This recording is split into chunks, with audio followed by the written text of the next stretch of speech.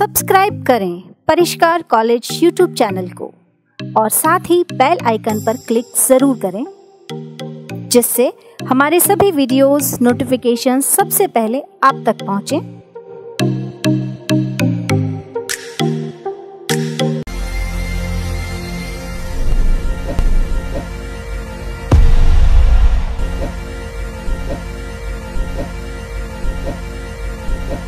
नमस्कार, परिष्कार college of global excellence में आप सभी का स्वागत है।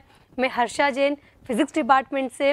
आज अपन पढ़ने जा रहे हैं बीएससी फर्स्ट ईयर के अंदर जो फिज़िक्स है उसका एक पेपर है इलेक्ट्रोमैग्नेटिज्म, विद्युत चुंबकत्व। तो अपन आज इसके बारे में पढ़ेंगे। विद्युत चुंबकत्व जो बुक है आपकी, जो अपनी राजस्थान विश्वविद्यालय, उसमें कितने मार्क्स की आती है, क्या क्या आपका इसका सिलेबस है, और अपन एक इसका छोटा सा टॉपिक पढ़ेंगे मैग्नेटोस्टैटिक, चुंबकीय। देखिए दोस्तों, ये जो बुक है आपकी विद्युत चुंबकत्व, इसमें दो पार्ट रहेंगे, आपके दो पार्ट में डिवाइड है। एक तो है आपके पास में विद्युत, यानी कि अपन पढ़ेंगे इसमें इलेक्ट्रिसिटी के बारे में। एक है इसके अंदर चुंबकत्व, और इसमें पढ़ेंगे अपन मैग्नेट के बारे में, मतलब विद्युत का पूरा अध्ययन करेंगे और चुंबक का भी पूरा अध्ययन करेंगे। दोनों को मिला करके बनती है विद्युत चुंबकत्व। ठीक है। अब इसके अंदर जो कुछ टॉपिक्स ऐसे होंगे जो कि आपने 12th में भी पढ़ रखे होंगे, लेकिन इसी को अपन आगे यहाँ पर विस्तृत से देखेंगे। उसके कुछ क्वेश्चन सोल्व करेंगे, कुछ कॉम्पिटिशन्स में आए हुए प्रश्न इस पर देखेंगे। तो बहुत इंटरेस्टिंग बुक है दोस्तों, बहुत अच्छे से अपन इसको पढ़ेंगे। तो अपन इसको स्टार्ट करते हैं। इसको स्टार्ट करने के पहले परिष्कार वर्ल्ड एक चैनल है जिसपे आपके जो कंपटीशन के एग्ज़ाम्स होते हैं उनके कुछ लेक्चर्स आते रहते हैं, तो उसको आप सब्सक्राइब कर दीजिए, बेल आइकन को प्रेस कीजिए ताकि नए आने वाले वीडियोस नोटिफिकेशन आप लोगों को मिलते रहे। परिष्कार कॉलेज का भी एक चैनल है जिसमें कॉलेज के लेक्चर आएंगे आप लोगों के, तो उसको भी आप सब्सक्राइब कीजिए और बेल आइकन को प्रेस कीजिए और आगे से आगे इस लिंक को शेयर कीजिए ताकि आपको नए आने वाले वीडियोस आपको मिलते रहे कॉलेज वाले। ठीक है, तो अब स्टार्ट करते हैं। सबसे पहले अपन डिस्कस करते हैं इसके सिलेबस को। सिलेबस देखिए दोस्तों, जो बीएससी का जो सिलेबस होता है, अपन यहाँ पर फर्स्ट ईयर की बात कर रहे हैं। आप लोग 12th में आपने पास आउट किया है, तो 12th से थोड़ा सा अलग इसका पैटर्न होता है। आपके पास में जो पूरी बुक होती है वो आपकी यूनिट्स में डिवाइडेड होती है। ठीक है, तो सबसे पहले बात आती है यूनिट फर्स्ट की। जो फिजिक्स के अंदर होते हैं आपकी 4 यूनिट्स आती हैं। फिजिक्स के आपके 3 पेपर होंगे। ठीक है, 3 पेपर में अपन एक पेपर इलेक्ट्रोमैग्नेटिज्म की बात कर रहे हैं। अब इसके प्रत्येक पेपर में आपकी 3-4 यूनिट रहेगी। अपन यहाँ पर बात कर रहे हैं यूनिट फर्स्ट की। यूनिट फर्स्ट के अंदर 2 टॉपिक होंगे, मतलब 2 चैप्टर आपके डिवाइड होंगे। पहला तो क्या होगा, स्केलर एंड वेक्टर फील्ड्स, अदिश एवं सदिश क्षेत्र। मतलब अपन इसके अंदर किस किस का अध्ययन करेंगे। सबसे पहले अपन इसे फील्ड देखेंगे, फिर अपन उसके अंदर अदिश क्षेत्र देखेंगे, सदिश क्षेत्र देखेंगे। ठीक है, इसके लिए कर्ल देखेंगे, डाइवर्जेंस देखेंगे, कर्ल की थ्योरम्स देखेंगे, गाउस लॉ देखेंगे। तो ये सब चीज़ें अपन इसमें पढ़ेंगे। सेकंड जो इसका पार्ट है यूनिट फर्स्ट का, वो आता है विद्युत क्षेत्र एवं स्थितिज ऊर्जा। मतलब अब मैंने आपको क्या बताया था कि सबसे पहले अपन किसका अध्ययन करेंगे, विद्युत का अध्ययन करेंगे। अब इसके अंदर अपन पढ़ेंगे विद्युत क्षेत्र एवं स्थितिज ऊर्जा। तो सबसे पहले अपन इलेक्ट्रिक फील्ड को देखेंगे, क्योंकि आपके पास में अगर कोई आवेश रखा गया है तो उसके आसपास एक क्षेत्र बनता है, इसको अपन बोलते हैं विद्युत क्षेत्र। ये आप लोगों ने 12th में भी देखा था। और एक होती है स्थितिज ऊर्जा, पोटेंशियल एनर्जी। तो इसके अपन कर्व देखेंगे, इसके अंदर अपन कूलॉम्स लॉ वगैरह पढ़ेंगे। तो ये सब चीज़ें आप लोगों ने 12th में ही पढ़ी थी। तो ये पूरी यूनिट आपकी बहुत आसान रहेगी आप लोगों को दोस्तों, क्योंकि आप लोगों ने 12th में भी पढ़ रखी है। यूनिट सेकंड आपकी आती है पदार्थ में विद्युत क्षेत्र, इलेक्ट्रिक फील्ड इन मैटर। देखो, सबसे पहले अपन ने क्या देखा, आवेश को देखा, जो कि अपन इसमें देख लेंगे, क्षेत्र को देख लेंगे। आवेश के जो उसके द्वारा उत्पन्न विद्युत क्षेत्र को देखेंगे कि कहाँ कहाँ कैसा उत्पन्न हो रहा है। उसके बाद में किसी मैटर में कितना इलेक्ट्रिक फील्ड है। जैसे आपके पास में कोई स्फेयर रखा गया, स्फेयर के आगे, स्फेयर के पीछे, स्फेयर के अंदर, स्फेयर के केंद्र पर, उसके सरफेस पर, तो क्या क्या इलेक्ट्रिक फील्ड है वो देखेंगे। सिलेंडर के अंदर भी देखेंगे। तो ये चीज़ें इस टॉपिक से अपन पढ़ेंगे। बात करते हैं अपन यूनिट थर्ड की। यूनिट थर्ड में अपन देखेंगे चुंबकीय मैग्नेटोस्टैटिक, जो कि आज अपन स्टार्ट करने जा रहे हैं। इसमें अपन सबसे पहले चुंबक क्या होती है उसको देखेंगे। चुंबक आपके दैनिक जीवन में कहाँ कहाँ यूज़ आती है वो अपन देखेंगे।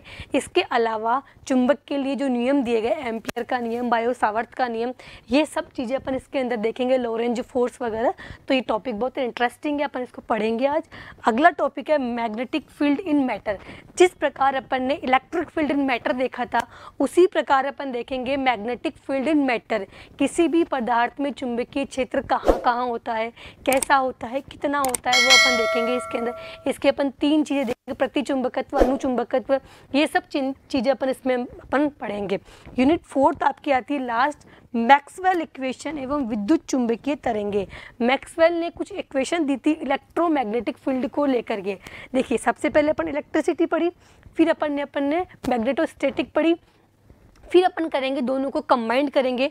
कंबाइंड करने के बाद में इलेक्ट्रोमैग्नेटिक फील्ड जनरेट होगा, तो उसके लिए अपन मैक्सवेल ने कुछ इक्वेशंस दी थी वो देखेंगे, और विद्युत चुंबकीय तरंगे इलेक्ट्रोमैग्नेटिक वेव्स का अपन अध्ययन करेंगे। तो दोस्तों ये सब चीज़ें अपन इसमें पढ़ेंगे। 4 यूनिट में पूरा सिलेबस आपका कवर होता है, तो ये सब बिल्कुल इंटरेस्टिंग बुक है अपन। तो सबसे पहले अपन देखते हैं यहाँ पर कि मैग्नेटोस्टैटिक जो अपन पढ़ेंगे उसका आपके पास में क्या क्या सिलेबस अपन पढ़ेंगे। सबसे पहले अपन देखेंगे चुंबकीय क्षेत्र के आरंभिक अवधारणाएं, कॉन्सेप्ट। उसका पहले चुंबकीय क्षेत्र कहाँ से जनरेट हुआ, और चुंबकीय क्षेत्र के पहले सबसे पहले चुंबक को देखेंगे कि चुंबक क्या होती है, किस से मिलकर बनी होती है। उसके बाद में अपन पढ़ेंगे चुंबकीय क्षेत्र का कॉन्सेप्ट। सेकंड टॉपिक अपन पढ़ेंगे चुंबकीय क्षेत्र में गतिमान आवेश पर बल। यदि कोई आपके पास में कोई चुंबकीय क्षेत्र बना हुआ है, उसमें कोई आवेश अगर मूव कर रहा है, तो इसके ऊपर कौन सा फोर्स लगेगा, उसे बोलते हैं लोरेंज फोर्स। आपने इसको 12th में भी देखा होगा। तो लोरेंज फोर्स के बारे में अपन इस टॉपिक में डिस्कस करेंगे। थर्ड टॉपिक आपका आएगा चुंबकीय क्षेत्र का रेखा समाकलन, line integral of a magnetic field. मतलब जो चुंबकीय क्षेत्र का इंटीग्रेशन अपन करेंगे, तो ये सब चीज़ें स्टार्टिंग से चलेगी। फोर्थ टॉपिक आएगा आपका एम्पियर का नियम एवं इसका अवकलन रूप। एम्पियर ने क्या रूल दिया, उसका क्या डिफरेंशियल से रूल होगा, ये सब अपन इसके अंदर अध्ययन करेंगे। अगला टॉपिक आएगा आपका स्थिर विद्युतीय क्षेत्र गुणों का तुलनात्मक विवेचन। मतलब जो चुंबकीय क्षेत्र की जो अपन ने प्रॉपर्टीज पढ़ी, उसका विद्युत क्षेत्र से किस प्रकार कंपैरिजन होगा, तो उस कंपैरिजन को अपन देखेंगे इस टॉपिक के अंदर। अगला टॉपिक आएगा आपका एम्पियर के नियम के अनुप्रयोग। मतलब अगर अपन ने एम्पियर के रूल पढ़े हैं तो उसका कहाँ कहाँ उपयोग आएगा, उसकी एप्लीकेशंस क्या रहेगी, वो अपन देखेंगे। चुंबकीय सदिश विभव, चुंबकीय सदिश विभव के लिए पॉइसन इक्वेशन, मतलब जो आपके पास में मैग्नेटिक वेक्टर पोटेंशियल अपन देखेंगे। उसके अलावा जो पॉइसन ने इसकी क्या क्या इक्वेशंस थी, वो अपन इस 7th टॉपिक में अपन पढ़ेंगे। इसके अलावा आपके पास में जो 8 टॉपिक आएगा, उसमें देखेंगे बायो सावर्त के नियम से चुंबकीय सदिश विभव ज्ञात करना। बायो सावर्त नियम आप लोगों ने 12th में डिराइव किया था, उसकी वजह से चुंबकीय सदिश विभव अपन कैसे निकालते हैं, मैग्नेटिक वेक्टर पोटेंशियल, वो अपन देखेंगे। किसी धारावाहिक चालक तार के कारण चुंबकीय क्षेत्र तथा बायो सावर्त नियम की व्युत्पत्ति। बायो सावर्त नियम की व्युत्पत्ति का रिवीजन भी अपन यहाँ पर करेंगे। तो बिल्कुल अलग तरीके से अपन इन टॉपिक्स को पढ़ेंगे, डिटेल के अंदर देखेंगे। इनके कुछ क्वेश्चंस जो आपके पास में IIT JEM वगैरह एग्जाम में आते हैं, वो भी अपन देखेंगे इसके अंदर। और लास्ट जो टॉपिक है इस चैप्टर का, वो है आपके पास में चुंबकीय अदिश विभव एवं चुंबकीय सदिश विभव के लिए लाप्लास समीकरण एवं उसके एग्जाम्पल। मतलब लाप्लास ने चुंबकीय अदिश विभव और सदिश विभव के लिए क्या क्या इक्वेशंस दी और उनके पास में उसके एग्जाम्पल्स। तो दोस्तों ये सब टॉपिक अपन इसमें पढ़ेंगे आगे। बहुत इंटरेस्टिंग है, बहुत मज़ा आएगा पढ़ने में। तो अपन स्टार्ट करते हैं। और सबसे पहले अपन देखते हैं पेपर पैटर्न। देखिए दोस्तों, जो राजस्थान विश्वविद्यालय में जो पेपर आता है वो कुल आता है आपका 33 नंबर का। ये जो ये पेपर है वो आता है आपका 33 नंबर का। अब 33 नंबर किस किस प्रकार से डिवाइड है, ये आप लोगों को पता होना ज़रूरी है, तभी तो आप उस हिसाब से आप अपनी प्रिपरेशन करेंगे। देखिए जो प्रश्न आते हैं वो कुल टोटल आते हैं आपके 5 प्रश्न आपके पास में आते हैं। जो आपका पहला जो प्रश्न है, देखिए बिल्कुल ध्यान से देखना कि आपका पेपर पैटर्न जो राजस्थान विश्वविद्यालय का है वो किस प्रकार से रहेगा। जो आपके पास में प्रश्न जो आपका पहला आएगा, उसके अंदर कुल मिलाकर के 6 प्रश्न रहेंगे। कितने प्रश्न रहेंगे? 6 प्रश्न ए से लेकर के एफ तक के। ठीक है, वो जो प्रश्न रहेंगे वो आपके शॉर्ट क्वेश्चन रहेंगे, छोटे छोटे क्वेश्चंस रहेंगे। छोटे क्वेश्चंस जो रहेंगे, प्रत्येक क्वेश्चंस आपका कितने नंबर का रहेगा, 1.5 नंबर का रहेगा। तो कुल 6 प्रश्न कितने नंबर के हो गए आपके पास में, 9 नंबर के। और ये जो प्रश्न आपका पहला आएगा जिसमें 6 छोटे छोटे प्रश्न है, ये सभी यूनिट्स में से आ सकता है।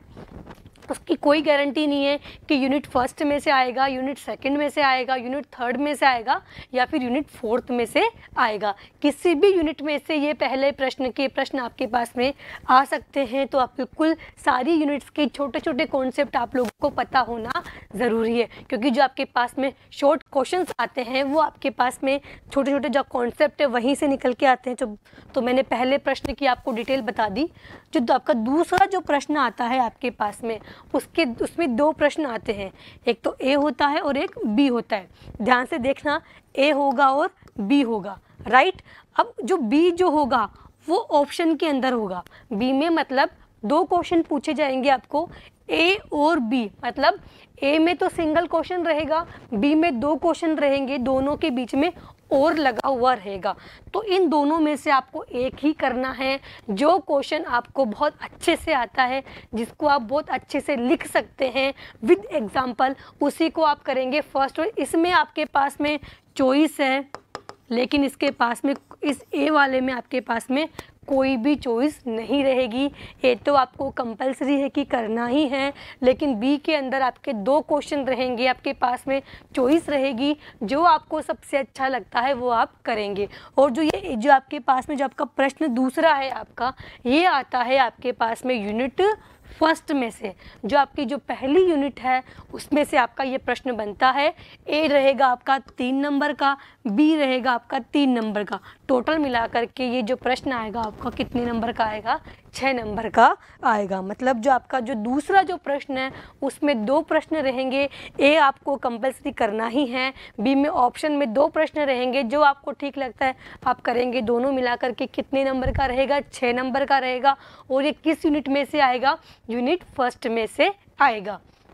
अगला जो प्रश्न है दोस्तों वो आएगा आपके पास में यूनिट सेकंड में से आएगा। ठीक है, उसका पैटर्न भी सेम वही रहेगा जो पैटर्न आपके क्वेश्चन सेकंड का था। ठीक है, इसमें भी ए और बी 2 पार्ट रहेंगे। ए आपको कंपलसरी है कि करना ही है इसको, तो इसमें कोई ऑप्शन नहीं है आपके पास में। लेकिन बी में देखिए आपके पास में ऑप्शन है फर्स्ट और सेकंड, मतलब जो आपको ठीक लगेगा अपन वही करेंगे। और ये आता है आपके पास में कौन से यूनिट में से, यूनिट सेकंड में से। टोटल मिलाकर कितने नंबर का, 6 नंबर का आपके पास में प्रश्न आता है। ठीक है, अगला प्रश्न देखते हैं। आपके पास में प्रश्न जो 4 है वो भी आपके पास में यूनिट थर्ड में से आएगा। इसमें ए और बी 2 प्रश्न रहेंगे। ए आपको कंपलसरी है कि करना ही है इसको, तो बी के अंदर ऑप्शन है, जो आपको ठीक लगेगा आप वही करेंगे। ठीक है, और टोटल मिलाकर ये भी कितने मार्क्स का, 6 मार्क्स का रहेगा। जो आपके पास में क्वेश्चन 5 आएगा उसमें भी आपके पास में ए और बी 2 ऑप्शन रहेंगे। ए आपको करना ही है, बी में आपके पास में 2 ऑप्शन हैं, जो आपको ठीक लगेगा आप वही करेंगे। और ये आता है आपका यूनिट 4 में से। और ये भी टोटल कितने मार्क्स का रहेगा आपका, 6 मार्क्स का रहेगा। तो टोटल मिलाकर जो आपका पेपर बनता है राजस्थान विश्वविद्यालय के अंदर वो बनता है 33 मार्क्स का। और प्रत्येक यूनिट का इंडिविजुअल कंट्रीब्यूशन है इसके अंदर। आप देखेंगे कि हर यूनिट को आपको पढ़ना ज़रूरी है। वो क्यों ज़रूरी है, क्योंकि जो छोटे जो क्वेश्चन बनते हैं वो सभी यूनिट में से बनते हैं। इसके अलावा आपके पास में इंडिविजुअल कंट्रीब्यूशन है इसके अंदर। आप देख सकते हैं बिल्कुल आपका पेपर पैटर्न दिया हुआ है। अब अपन अपना जो है वो स्टार्ट करते हैं। जो कंपटीशन जो एग्ज़ाम है वहाँ पर भी कुछ ये जो टॉपिक मैं आज पढ़ाऊँगी मैग्नेटोस्टैटिक, कुछ कॉम्पिटिटिव एग्ज़ाम में भी पूछा गया है। एक तो एसएससी के अंदर आते हैं इसके प्रश्न, एनडीए में आते हैं, आरआरबी के अंदर आते हैं, आईआईटी जेम में अपन पूछते हैं, सीएसआईआर नेट जेआरएफ में पूछा जाता है, और यूपीएससी के कुछ एग्जाम से में इन प्रश्नों को पूछा जाता है। तो सबसे पहले अपन देखेंगे कि प्रतियोगी परीक्षा में कहाँ कहाँ से प्रश्न पूछे गए हैं, कौन कौन से प्रश्न हैं। तो विगत प्रतियोगी परीक्षा के प्रश्न जो आज अपन टॉपिक पढ़ेंगे उसके क्या क्या प्रश्न बनते हैं वो अपन स्टार्ट करते हैं। सबसे पहले प्रश्न जो पहला है आपका वो है आपके पास में, एक स्वतंत्र रूप से लटका हुआ चुंबक सदैव टहरता है। यह प्रश्न दोस्तों आया हुआ है आरआरबी के अंदर। रेलवे के अंदर आपका ये प्रश्न आया हुआ है, यानी कि ये प्रश्न इम्पोर्टेंट है। अगर आप इसको देखोगे तो आपको बहुत आसान लग रहा होगा, क्योंकि चुंबक तो आपको पता है कहाँ कहाँ ठहरता है, लेकिन अपन इसको लास्ट में हल करेंगे। ठीक है, अगला जो प्रश्न है आपके पास में, चुंबकीय सुई किस तरफ संकेत करती है। देखिए दोस्तों, बीपीएससी प्री में ये प्रश्न आया हुआ है, यानी कि अपने एग्जाम में भी, आरपीएससी में भी आ सकता है, तो इसको भी अपन पढ़ेंगे इसके अंदर। अगला जो प्रश्न आपके पास में है वो है आपके यूनिवर्सिटी एग्जाम में क्या प्रश्न आया है। यूनिवर्सिटी ऑफ राजस्थान में 2015 में प्रश्न आया है, चुंबकीय क्षेत्र की परिभाषा दीजिए। मतलब जो अपन आज टॉपिक पढ़ने जा रहे हैं वो आपका जो कंपटीशन एग्जाम में उसमें तो आते ही हैं, लेकिन आपके जो यूनिवर्सिटी एग्जाम है उसमें भी आते हैं। तो बहुत इंटरेस्टिंग टॉपिक है, अपन इसको अच्छे से पढ़ेंगे, बिल्कुल ध्यान से देखेंगे। तो अपन स्टार्ट करते हैं। सबसे पहले बात करते हैं चुंबक की, मैग्नेट। दोस्तों मैग्नेट क्या होती है, आप लोगों ने बचपन में देखा होगा, मैग्नेट के कुछ गेम्स भी खेले होंगे। एक में प्लेट के ऊपर एक मैग्नेट रखी, उसके नीचे से अपन मैग्नेट रखते हैं, तो ये सब चीज़ें आपने देखी थी। ठीक है, मैग्नेट क्या काम करता है, लोहे को अट्रैक्ट करने का काम करता है, आप लोगों को पता ही ये चीज़। तो एक ऐसी चीज़, एक ऐसा मतलब वस्तु जो कि लोहा, कोबाल्ट, मैग्नीज आदि धातुओं को आकर्षित करने का गुण रखता है, वो क्या कहलाती है, चुंबक कहलाती है। तो मैं आपको एक दिखाती हूँ। देखिए दोस्तों, ये मेरे पास में एक चुंबक है, ठीक है, और ये देखो ये इसको अट्रैक्ट कर रही है, तो ये आपके पास में ये क्या हो जाएगी, आपके पास में चुंबक, ये आपकी चुंबक कहलाएगी। ये इस प्रकार की चुंबक भी है मेरे पास में, दोनों में क्या डिफरेंस है वो भी मैं आगे बताऊंगी आपको। तो सबसे पहले अपन देखते हैं चुंबक की डेफिनेशन। ऐसा पदार्थ जिसमें लोहा, कोबाल्ट, मैग्नीज आदि को आकर्षित करने का गुण पाया जाता है, वो क्या कहलाती है, चुंबक कहलाता है। आप देख सकते हो ये चुंबक मैंने अभी आपको दिखाई दी, और देख सकते हो इसको अट्रैक्ट कर रहा है आपके पास में, आपको दिखाया गया है। तो ये जो आपका है वो क्या कहलाता है, चुंबक कहलाता है। एक ऐसा पदार्थ जिसमें लोहा को, कोबाल्ट को किससे रिप्रेजेंट करते हैं, CO से, लोहे को किससे करते हैं, Fe से, मैग्नीज को किससे करते हैं, Mn से, आदि को आकर्षित करने का गुण पाया जाता है, उसे अपन क्या कहते हैं, चुंबक कहते हैं। ठीक है, अपन आगे स्टार्ट करते हैं। दैनिक जीवन में चुंबक के उपयोग, जो अपन दैनिक जीवन में देखते हैं क्या क्या उपयोग है, टीवी तथा कंप्यूटर की स्क्रीन को देखने में। जो आपके पास में घरों में जो टीवी होती है, जो कंप्यूटर रखा हुआ होता है, उसके ऊपर जो आपके पास जो लेयर लग रखी होती है वहाँ पर इलेक्ट्रोमैग्नेटिक की होती है, विद्युत चुंबकीय तरंगे वहाँ पर जनरेट होती है। अब विद्युत चुंबकीय तरंगे कब जनरेट होगी, तब आपके पास में चुंबक रहेगी। ठीक है, तो कुल मिलाकर के उसको स्क्रीन को देखने के लिए अपन किसका यूज में लेते हैं, चुंबक। वहाँ पर चुंबक काम आती है। टैप रिकॉर्डर के अंदर जो वो चलता रहता है उसके अंदर भी आपके पास में चुंबक का यूज में आता है। आप देख सकते हो स्क्रीन से देख रहे हैं, तो यहाँ पर जो वेव जो जनरेट हो रही है वो इलेक्ट्रोमैग्नेटिक वेव होती है, और ये इस प्रकार जो चलता है, तो इसके अंदर भी चुंबक की वजह से वो रोटेट वहाँ पर करता है, चुंबकीय क्षेत्र की वजह से। आगे अपन देखते हैं और भी कुछ उपयोग है दैनिक जीवन में, डेबिट कार्ड और क्रेडिट कार्ड को स्वाइप करने में। अगर आपने देखा होगा, आप अधिकतर आप क्या कराते हो आजकल, कार्ड को स्वैप कराते हो, तो उनको स्वैप करने के लिए जिसका यूज़ आता है वो आपके पास जो बिल्कुल यहाँ पर वो करती है, तो चुंबक लगी होती है, जिसकी वजह से वो इजीली क्या होता है, स्वैप हो जाता है। फ्रिज के अंदर आप देखोगे तो तरंगी जो जनरेट होती है वो इलेक्ट्रोमैग्नेटिक वेव होती है, जो कि चुंबक की वजह से जनरेट होती है।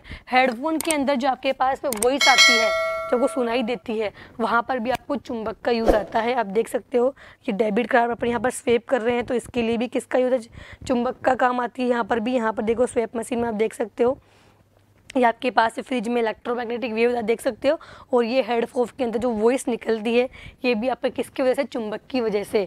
तो ये सब चीज़ें हो गई। आगे अपन देखते हैं और भी। देखिए ये कुछ घरों के अंदर यूज़ में लेने वाली चीज़ें हैं, स्पीकर्स हैं, ईयरफोन्स हैं, फ्रिज है, टीवी है, हर जगह आपके चुंबक यूज़ में आता है। इनफैक्ट जो अपन बड़ी बड़ी चीज़ें जैसे बुलेट ट्रेन, इसके अंदर भी आपका चुंबक काम आती है। आपके पास में जो सीडी लगी होती है घर के अंदर, VCD प्लेयर्स होते हैं, वहाँ पर काम आता है।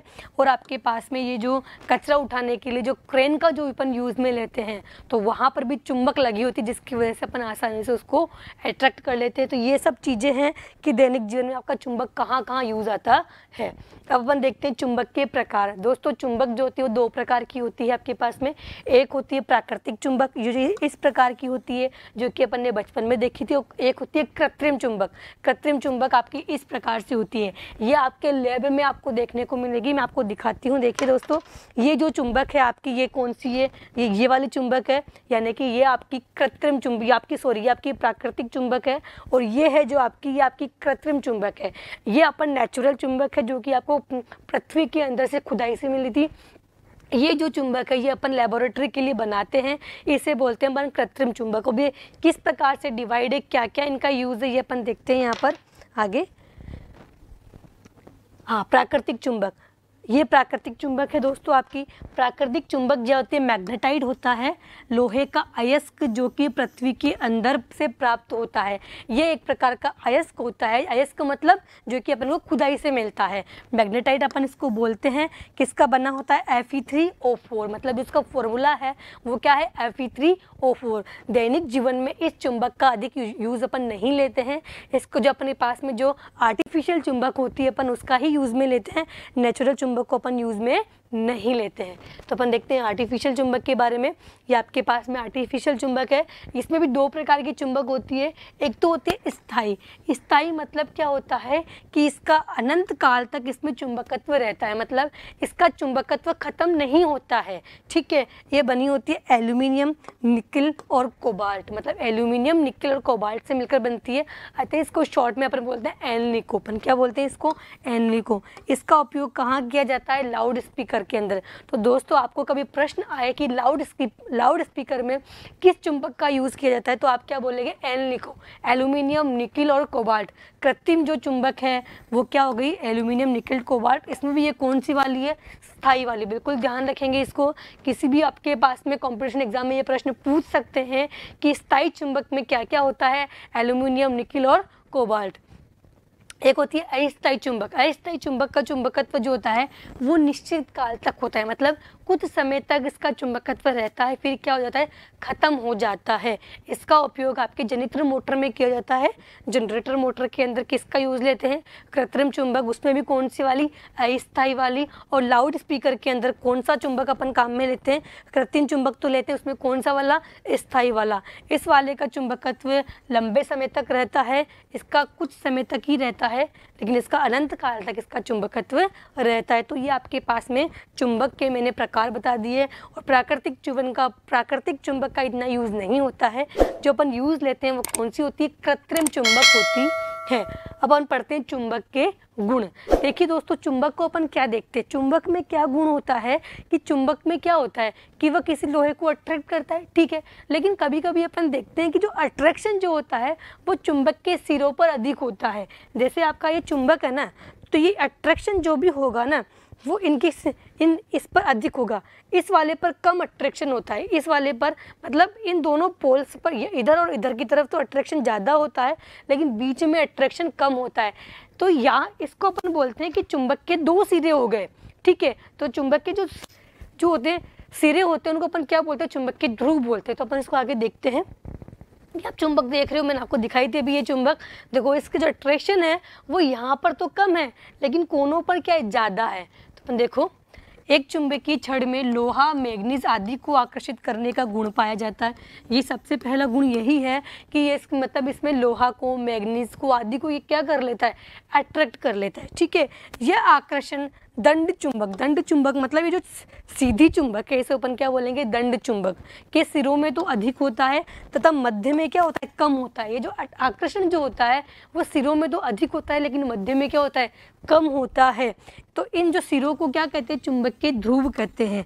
मतलब मैंने पहले बताया था कि एक चुंबक का जो अट्रैक्शन जो होता है वो चुंबक के सिरों में तो अधिक होगा, लेकिन बीच में कम होगा। तो जो कम जो अट्रैक्शन होगा उसका, तो इसको अपन क्या बोलते हैं, चुंबक के ध्रुव बोलते हैं। इन सिरों को अपन क्या कहेंगे, चुंबक के ध्रुव कहेंगे। अब चुंबक के कौन कौन से ध्रुव हैं ये अपन को पता होना चाहिए। एक चुंबक को लटकाने पर चुंबक के दोनों सिरे उत्तर व दक्षिण दिशा की ओर रहते हैं, ठीक है। मतलब मैं अगर इस चुंबक को लटकाऊंगी तो जो चुंबक जो मेरी ठहरेगी उसका एक सिरा तो उत्तर की तरफ रहेगा और एक सिरा दक्षिण की तरफ रहेगा। इसका क्या कंक्लूजन है कि एक चुंबक के दो सिरे होते हैं, एक को तो अपन बोलते हैं उत्तरी ध्रुव, एक को बोलते हैं अपन दक्षिणी ध्रुव, ठीक है। तो देखो चुंबक के ध्रुव, ये आपके पास में चुंबक है, एक तो उत्तरी ध्रुव, एस ध्रुव। ये देखो ये लटकी हुई चुंबक है जो कि दो सिरों में ठहर रही है, एक तरफ उत्तरी ध्रुव है और एक तरफ दक्षिणी ध्रुव है। एन ध्रुव बोलेंगे, नॉर्थ है नॉर्थ, एस यानी साउथ पोल उसका हो जाएगा। एन मीन्स नॉर्थ और एस मीन्स साउथ, ठीक है। ये इसका एन आ गया और ये आपका एस आ गया। तो देखिए दोस्तों, ये जो चुंबक रखी हुई है इसमें भी मेरे पास में दो ध्रुव है, ये एन है और ये एस है, ठीक है। चुंबक के दोनों ध्रुवों को अलग अलग नहीं कर सकते। कहने का मतलब ये है कि जैसे मेरे पास में ये चुंबक है, ये एन पोल है और ये एस पोल है, ठीक है। मैं कह रही हूँ कि मुझे इनको अलग करना है, तो अलग करूँगी तो मैं क्या करूँगी, बीच में से इसको तोड़ूंगी, राइट। अब तोड़ूंगी तो ये क्या बन जाएगा, ये तो मेरा एन हो गया और ये मेरा क्या हो गया, ये मेरा एस हो गया, ठीक है। लेकिन तोड़ने पर भी क्या होता है, ये जो बनता है ये तो एस हो जाएगा और ये एन हो जाएगा।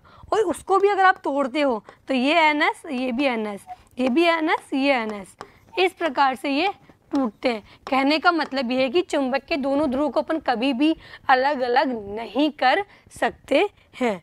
तो ये चीज़ है, देख सकते हो। इसको तोड़ेंगे तो फिर से एन एस बन जाएंगे। जब दो समान ध्रुवों को पास में लाते हैं तो दोनों ध्रुव आपस में प्रतिकर्षित होते हैं। आप देख सकते हो इस डायग्राम के अंदर, जब दो समान को आप पास में लेके आ रहे हो तो ये जो डायरेक्शन शो कर रहा है प्रतिकर्षण को, मतलब जब दो समान को पास में लेके आओगे तो दोनों में क्या होगा, रिपल्सन होगा, राइट, ठीक है। अब मैं आपको इसको दिखाती हूँ। ये मेरे पास में दो चुंबक है, ठीक है, ध्यान से देखना। ये चुंबक का नॉर्थ पोल है, ये भी चुंबक का नॉर्थ पोल है। जब मैं नॉर्थ को पास में लेके आती हूँ तो कोई अट्रैक्शन, कोई फोर्स काम नहीं करता, प्रतिकर्षित फोर्स काम करता है, ठीक है। अब आगे देखते हैं इसके अंदर। जब दो असमान ध्रुवों को पास में लाया जाता है तो दोनों ध्रुव क्या होते हैं, आकर्षित होते हैं। मतलब अगर मैं असमान ध्रुव, देखिए पहले मैं क्या कर रही हूँ, एन और एन को पास लेके आ रही हूँ, एन और एन को पास ला रही हूँ तो कोई आकर्षण बल काम नहीं कर रहा। लेकिन ये एन है और ये मैंने उल्टा कर दिया तो इन दोनों के बीच में देखो आकर्षण बल काम करता है। आप देख सकते हो दोनों आपस में जुड़ भी रहे हैं। तो कहने का मतलब, लेकिन जब अब मैं ऐसे रखूँगी तो ये आपस में जुड़ेंगे नहीं, बिल्कुल नहीं जुड़ेंगे, गिर जाएंगे। तो कहने का मतलब ये है कि जब दो समान ध्रुव है वो तो आपस में प्रतिकर्षित होते हैं और असमान ध्रुव आपस में आकर्षित होते हैं। ये देखो एस और एन को पास लाओगे तो अट्रैक्शन फोर्स यहाँ पर काम करेगा। आप देख सकते हो उसको, अट्रैक्शन हो रहा है यहाँ पर और यहाँ पर रिपल्सन। ये दो असमान ध्रुव है और दो आपके पास में समान ध्रुव, जिस पर क्या हो रहा है, रिपल हो रहा है, ठीक है। इसमें आगे चलते हैं। जब चालक में विद्युत धारा प्रवाहित की जाती है, सबसे पहले अपन इसमें देखेंगे चालक क्या होता है। तो चुंबकीय सुई विक्षेपित हो जाती है, इसे विद्युत धारा का चुंबकीय प्रभाव कहते हैं। अब इसमें दो चीज़ें आपके पास में दिमाग कर रही होगी कि चालक और चुंबकीय सुई। तो अपन चालक भी देखेंगे और चुंबकीय सुई भी देखेंगे। फिलहाल विद्युत धारा का चुंबकीय प्रभाव क्या है, जब किसी चालक में अगर आपके पास में विद्युत धारा प्रवाहित की जाती है तो चुंबकीय सुई क्या हो जाती है, विक्षेपित हो जाती है। देखो ये बैटरी है, जैसे ही मैंने स्विच ऑन किया तो ये सुई है जो है वो अपनी दिशा से विक्षेपित हो रही है। अब ये चालक क्या होते हैं, जो पदार्थ होते हैं वो तीन प्रकार के होते हैं, चालक, कुचालक और अर्धचालक। चालक क्या होते हैं, जो अपने में से जिसमें से धारा प्रवाहित होती है। जिसमें से भी धारा प्रवाहित हो रही है वो क्या है, चालक है। जिसमें धारा प्रवाहित नहीं हो रही वो क्या है, कुचालक है। लेकिन अपन बात करते हैं अर्धचालक की, तो कम ताप पर यानी कि 0 डिग्री सेल्सियस पर ताप पर धारा प्रवाहित नहीं होती। तो जो आपके पास चालक क्या हो गया, चालक क्या हो गया, जिसमें से धारा प्रवाहित होती है। अब बात आती है चुंबकीय सुई, दिक् सूचक। दिक् सूचक का सबसे ज़्यादा यूज आता है महासागरों की दिशा को नापने में। लेकिन ये कैसे काम करता है वो अपन देखते हैं यहाँ पर। दिक् सूचक दिशा का ज्ञान कराता है। दिक् सूचक मतलब दिक् सूचक क्या है, चुंबकीय सुई है जो कि किसका ज्ञान कराती है, दिशा का ज्ञान कराता है। चुंबकीय दिक् सूचक सदैव उत्तरी ध्रुव की दिशा की ओर संकेत करता है। जो चुंबकीय दिक् सूचक है वो उत्तरी ध्रुव को संकेत करेगा। मतलब आपके पास में एक कंपास होता है जिसमें सुई लगी हुई रहती है, तो जो सुई जो होती है वो सदैव उत्तर दिशा की ओर, मतलब उसमें उत्तर की तरफ अपने क्रेड पॉइंट कर देते हैं, जिससे क्या होता है अपन को उत्तर दिशा का पता चल जाता है। और उत्तर का पता चलेगा उसके जस्ट अपोजिट क्या होता है, दक्षिण होता है। तो इस पर दिशा का अपन को ज्ञान हो जाता है। तो बड़े बड़े समुद्रों महासागरों में दिशा का ज्ञान उससे हो जाता है। ये देखिए ये चुंबकीय सुई है, किस दिशा में टहल रही है, सदैव उत्तर और दक्षिण। तो ये जो पॉइंट आपका जो रेड पॉइंट है ये उत्तर को शो करेगा, तो अपन को दिशा का उससे पता पड़ जाता है। चुंबकीय सुई उत्तर दक्षिण दिशा में रुकती है और उत्तरी ध्रुव की ओर संकेत करती है।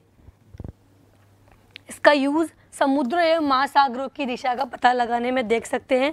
बड़े बड़े महासागर होते हैं, वहाँ पर जो जहाज चलते हैं तो उसमें दिशा का ज्ञान किससे होता है। ये देखो ये आपके पास में कंपास में सुई रखी हुई है, जिससे ये जो आपके पास में है ये अपन को दिशा को देखता है कि किधर की तरफ उत्तरी ध्रुव है, तो इसका पूरा पता अपन को इससे चलता है। अब चुंबकीय क्षेत्र, यहाँ तक अपन ने चुंबक पढ़ लिया, पूरा यूज देख लिया उसका। अब अपना जो टॉपिक स्टार्ट होता है चुंबकीय क्षेत्र। चुंबकीय क्षेत्र क्या है? देखिए दोस्तों, जिस प्रकार एक आवेश होता है उसके आसपास कुछ एरिया बना होता है जिसमें अन्य आवेश एक बल अनुभव करता है, इसे अपन क्या बोलते हैं? चुंबकीय क्षेत्र कहते हैं, सॉरी विद्युत क्षेत्र कहते हैं। उस आवेश के जो आसपास के क्षेत्र को विद्युत क्षेत्र कहते हैं। और जो दूसरे आवेश पर जो बल लग रहा है उसे अपन क्या करते हैं? विद्युत बल कहते हैं। ठीक उसी प्रकार ये जो चुंबक है मेरी, कोई ये जो चुंबक है, ये चुंबक क्या करेगी? इस चुंबक के, मैं कहती हूँ कि इस चुंबक ने इस लोहे को अट्रैक्ट किया। ये कब अट्रैक्ट करेगी इस लोहे को? जब ये लोहा इसके आसपास के क्षेत्र में रहेगा। ये क्षेत्र अगर इतना है तो यहाँ तक अट्रैक्ट करेगी। अगर ये क्षेत्र इतना हो जाता है, जैसे ये इसको अट्रैक्ट कर रही है, यहाँ तक भी उसमें अट्रैक्शन फोर्स है, लेकिन जैसे दूर जा रहा है तो ये अट्रैक्शन फोर्स इसका खत्म हो रहा है। कहने का मतलब ये है कि इस चुंबक के आसपास में भी एक क्षेत्र बनता है जहाँ तक अन्य जो वस्तु है वो चुंबकीय बल अनुभव करता है, आकर्षण या प्रतिकर्षण का। तो जो क्षेत्र है वह क्या कहलाता है? आपका चुंबकीय क्षेत्र कहते हैं। चुंबकीय, देखो ये आवेश का क्षेत्र हो गया, आवेश की रेखाएं गुजर रही है। इसी प्रकार इस चुंबक का भी एक अपना एक एरिया बना हुआ है, ये पर्टिकुलर। इस एरिया में चुंबकत्व तक रहता है, इस एरिया के बाहर चुंबक का गुण खत्म हो जाता, चुंबकत्व खत्म हो जाता है। तो ये आपका चुंबकीय क्षेत्र हो गया। और ये आपका विद्युत क्षेत्रों का मैंने बिल्कुल कंपैरिजन करके बताया दोस्तों आपको, ताकि चुंबकीय क्षेत्र अगर पता हो तो विद्युत क्षेत्र का भी पता होना जरूरी है।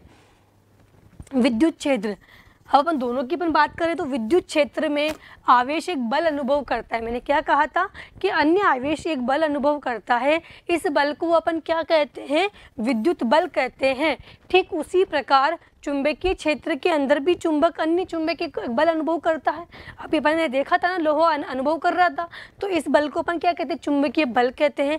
चुंबकीय क्षेत्र को किससे रिप्रेजेंट करते हैं? ई से रिप्रेजेंट करते हैं, सॉरी विद्युत क्षेत्र को ई से रिप्रेजेंट करते हैं, चुंबकीय क्षेत्र को बी से व्यक्त करते हैं। विद्युत क्षेत्र का मात्रक होता है वोल्ट पर मीटर। क्या मात्रक होता है दोस्तों इसका? वोल्ट पर मीटर। याद रखेंगे क्योंकि कभी कभी आपके पास में ऑब्जेक्टिव टाइप जो प्रश्न आते हैं कंपटीशन एग्जाम में, उसमें आपको ये पूछ लिया जाता है कि विद्युत क्षेत्र का मात्रक क्या है। ठीक उसी प्रकार चुंबकीय क्षेत्र का मात्रक क्या होता है दोस्तों? टेस्ला। ध्यान रखोगे, बिल्कुल याद रखोगे इस चीज को। चुंबकीय क्षेत्र का मात्रक क्या? टेस्ला। विद्युत क्षेत्र का क्या? वोल्ट पर मीटर। बिल्कुल सही है, करेक्ट, बिल्कुल याद हो गया आपको, मुझे पता है ये बात। अब आते चुंबकीय प्रेरण, मैग्नेटिक इंडक्शन। अब ये मैं प्रेरण क्यों बता रही हूँ आपको, पहले ये चीज देखो। मैं कह रही हूँ कि मेरे इस चुंबक के पास में ये जो चुंबक है एक बल अनुभव कर रही है, यानी कि इस चुंबक में रिएक्शन होने से इसमें भी हो रही है, एक प्रक्रिया से दूसरी प्रक्रिया हो रही है। इसे अपन क्या कहते हैं? इंडक्शन। मतलब इससे इसमें एक फील्ड जनरेट हो गया, ठीक है, इसे अपन क्या कहते हैं? इंडक्शन कहते हैं। ये लोहा है, इस चुंबक से क्या हो रहा है? अट्रैक्ट हो रहा है, मतलब इसमें भी प्रक्रिया चालू हो गई। इसे अपन क्या बोलते हैं? इंडक्शन कहते हैं। तो अपन कहेंगे चुंबकीय क्षेत्र को ही चुंबकीय प्रेरण कहते हैं। मतलब जो चुंबकीय क्षेत्र जनरेट, एक चुंबक के द्वारा क्या जनरेट हुआ? चुंबकीय क्षेत्र, उसकी वजह से अन्य चुंबक क्या हो रही है? अट्रैक्ट या रिपल हो रही है। तो इस चीज को अपन क्या कहते हैं? चुंबकीय प्रेरण। चुंबकीय प्रेरण को चुंबकीय फ्लक्स घनत्व भी कहते हैं। तो इस चीज को आप बिल्कुल ध्यान रखेंगे कि आपके पास में चुंबकीय फ्लक्स घनत्व, मैग्नेटिक फ्लक्स डेंसिटी और चुंबकीय प्रेरण मैग्नेटिक इंडक्शन और मैग्नेटिक फील्ड, चुंबकीय क्षेत्र, चुंबकीय प्रेरण और चुंबकीय फ्लक्स घनत्व, तीनों चीज एक ही है, क्योंकि वो तीनों चुंबकीय क्षेत्र को ही बता रही है। चुंबकीय क्षेत्र जनरेट हुआ, इसकी वजह से प्रेरण उत्पन्न हुआ। प्रेरण मतलब एक प्रक्रिया के द्वारा दूसरी प्रक्रिया उत्पन्न हुई। चुंबक के द्वारा क्या जनरेट हुआ? चुंबकीय क्षेत्र, ठीक है। और उस क्षेत्र किससे जनरेट हुआ? वहां पर एरिया से, तो उसे अपन क्या बोलेंगे? चुंबकीय फ्लक्स घनत्व। मतलब वो क्षेत्र की पूरी डेंसिटी क्या है, तो वो तीनों चीजें क्या है? एक ही है। तीनों को अपन किससे रिप्रेजेंट करेंगे? बी से, ठीक है। प्रेरण क्या है? एक ऐसी प्रक्रिया जिसके द्वारा अन्य प्रक्रिया क्या हो रही है? उत्पन्न हो रही है। इसे अपन क्या कहते हैं? प्रेरण कहते हैं। तो आप देखोगे जो आपके पास में बी है वो क्या क्या है?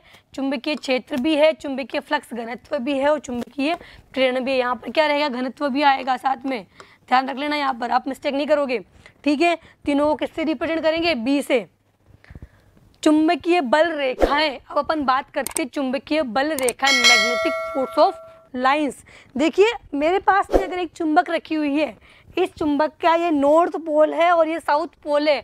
अगर मैं चुंबकीय सुई को एक पोल से दूसरे पोल तक ले जाती हूँ तो जो मेरे पास में जो डायरेक्शन बनेगी उसे अपन बोलते हैं मैग्नेटिक फोर्स ऑफ लाइंस। ये देखो, ये एन से एस है, ये यहाँ से जा रही है, तो ये जो लाइन जो ये वक्र जो बन रहा है आपके पास में, इसके चलने का एक वक्र बनता है।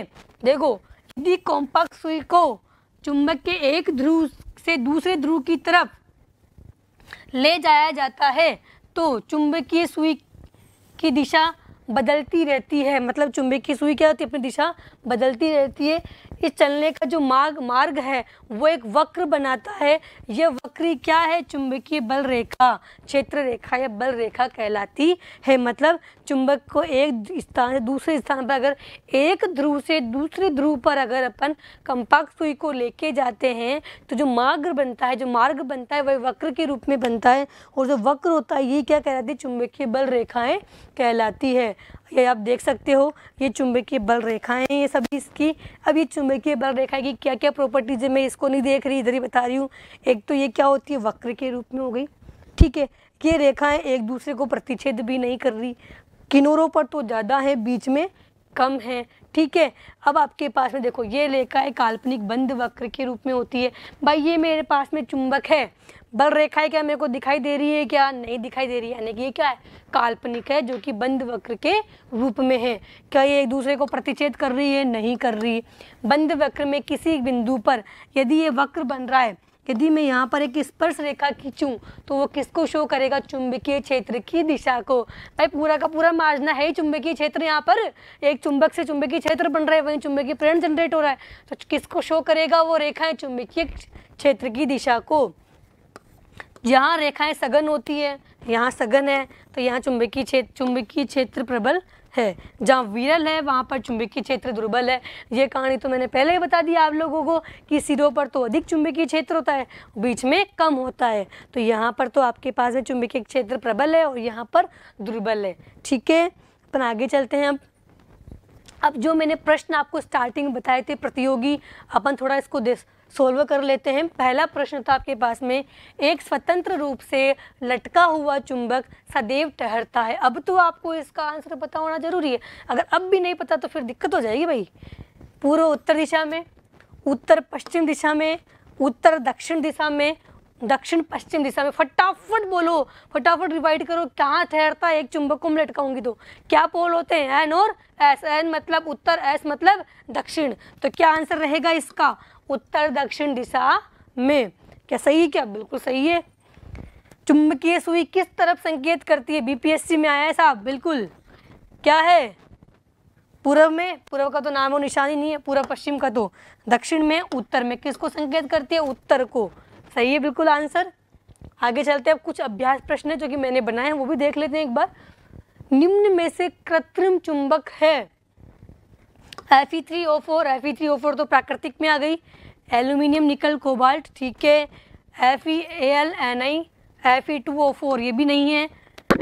एल्यूमिनियम निकल और कोबाल्ट, तो इसका आंसर क्या रहेगा? कृत्रिम चुंबक का यही रहेगा। प्राकृतिक चुंबक का उदाहरण है एल्यूमिनियम निकल कोबाल्ट, ये तो कृत्रिम चुंबक में आ गई, ये तो हो ही नहीं सकता। मैग्नीज, चुंबक तो इसको आकर्षित करता है, लोहे को भी आकर्षित करता है, तो बचा क्या, Fe3O4। अगला प्रश्न आता है, चुंबकीय क्षेत्र का मात्रक है, फटाफट बताओ, वोल्ट पर मीटर किसका है, विद्युत क्षेत्र का। वेबर भी नहीं है, ये भी नहीं, तो क्या होगा इसका, टेस्ला। बिल्कुल सही, विद्युत क्षेत्र का मात्रक है टेस्ला। किसका है, चुंबकीय क्षेत्र का, यह चुंबकीय फ्लक्स का होता है। ठीक है, तो ये किसका हो जाएगा, इसका वोल्ट पर मीटर, ये किसका हो जाएगा, विद्युत क्षेत्र का। आगे चलते हैं, निम्न में से चुंबकीय बल रेखाओं का गुण नहीं है। ये काल्पनिक बंद वक्र के रूप में होती है, ये एक दूसरे को प्रतिचित करती है, नहीं करती, ये गुण नहीं है साहब। जहाँ रेखाएं सघन होती है वहाँ चुंबकीय क्षेत्र प्रबल होता है ये इनमें से कोई नहीं, तो इसका आंसर क्या रहेगा, बी प्रदर्शित करता है चुंबकीय क्षेत्र को, चुंबकीय प्रेरण को, चुंबकीय घनत्व को, किसी को नहीं करता है, इन तीनों को ही करता है, तो इसका आंसर क्या हो जाएगा, ई। अगर आपने अभी तक भी इस चैनल को सब्सक्राइब नहीं किया है परिष्कार वर्ल्ड को, तो प्लीज़ सब्सक्राइब कर दीजिए ताकि नए आने वाले वीडियोस आप लोगों को मिलते रहें, और आपको बेल आइकन को प्रेस कीजिए। परिष्कार कॉलेज का भी अपना चैनल है, उसको भी सब्सक्राइब कीजिए, बेल आइकन को प्रेस कीजिए। तो दोस्तों, आज आप लोगों ने चुंबक के बारे में पढ़ा, चुंबकीय क्षेत्र के बारे में पढ़ा। अपनी जो अगली क्लास होगी उसमें चुंबकीय फ्लक्स देखेंगे, इसके लिए कुछ एम्पियर के कुछ नियम है वो देखेंगे। तब तक के लिए धन्यवाद।